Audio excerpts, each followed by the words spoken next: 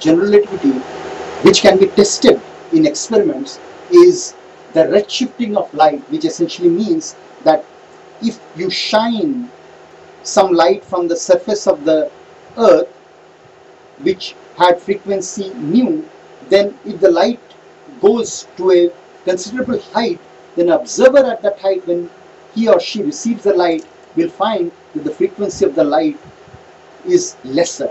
So this redshifting of the light has been tested originally by Pound and Gupta. Then, as we saw, general relativity also predicts that massive objects, since the geometry around the massive object is curved, the light, as it grazes past the massive object, bends. Next slide, please. So as you can see that if you have a massive object like sun and light rays coming from a distant star, then space-time geometry tells that the light ray must take the shortest possible path, and the shortest possible path will be this trajectory, the trajectory in green color, and therefore an observer sees that the stellar light takes this green color path, and therefore the observer will see that the star's position, apparent position, has changed.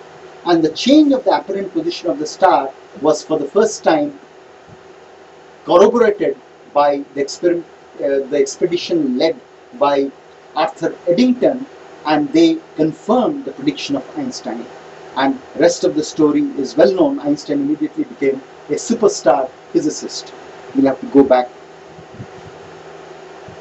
There are many other predictions. One other prediction says that if you have a rotating body, then the space-time geometry around the rotating body is such that if you have a freely falling observer in the space-time, the observer also starts getting dragged in the same direction as the rotating object.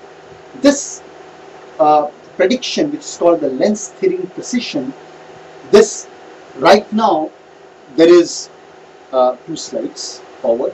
Right now there is an experiment which is going on to one more slide ahead, to one more, to test one more,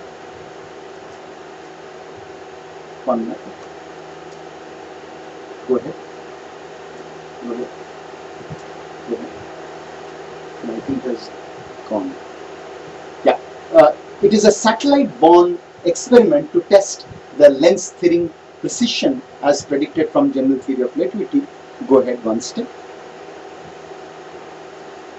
In this, what is being tested is, since Earth is rotating, the geometry, curved geometry around the Earth, that makes a gyroscope which has a rotation, the spin axis of the gyroscope, because of the lens theory effect, would start precessing. So this is one experiment which is still going on. We'll have to go back several slides.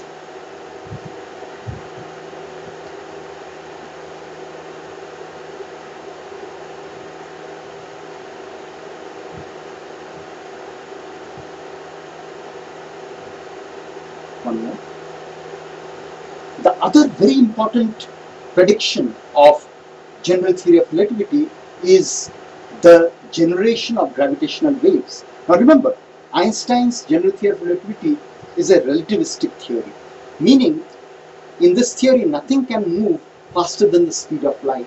Because of this, if you have a massive object which due to some reason is jiggling about or going around another massive object, the change in the geometry as a result of movement of this massive object, the change in the geometry will propagate with the speed of light.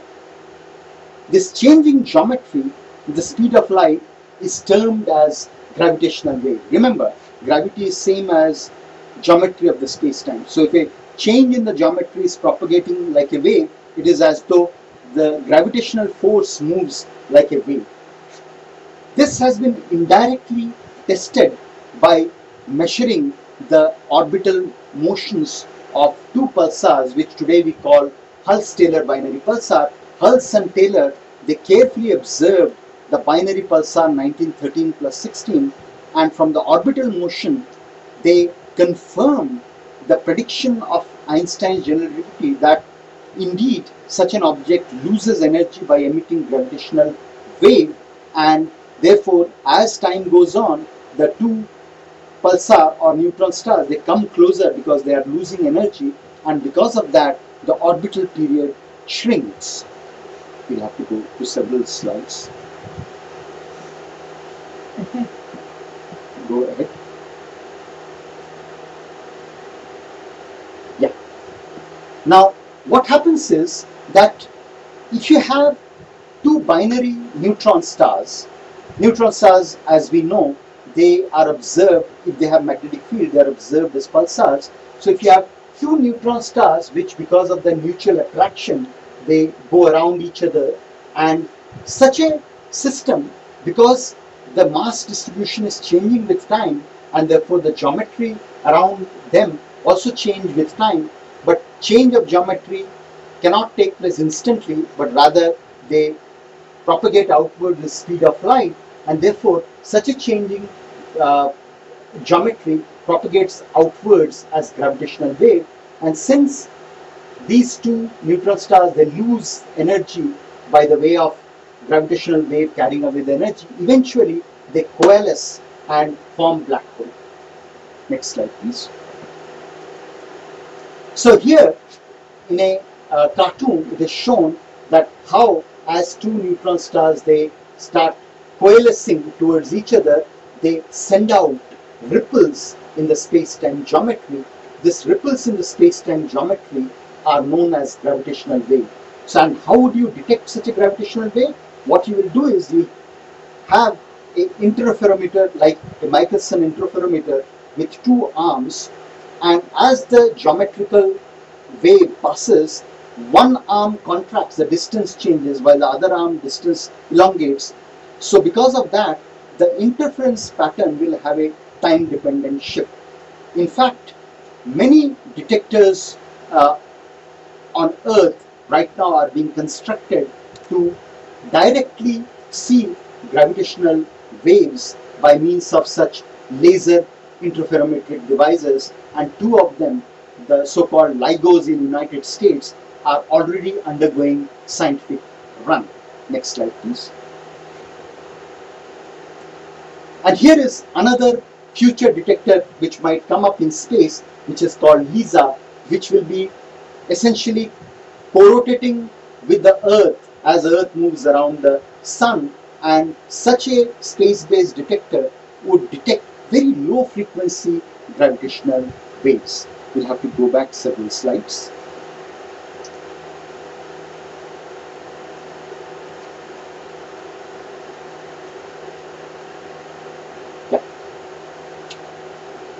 After gravitational waves, they come to black holes. Black holes are entities which are predicted by general relativity. Newton's gravity will never predict black holes. Now, what Einstein's general theory of relativity tells us, next, we'll have to skip several slides.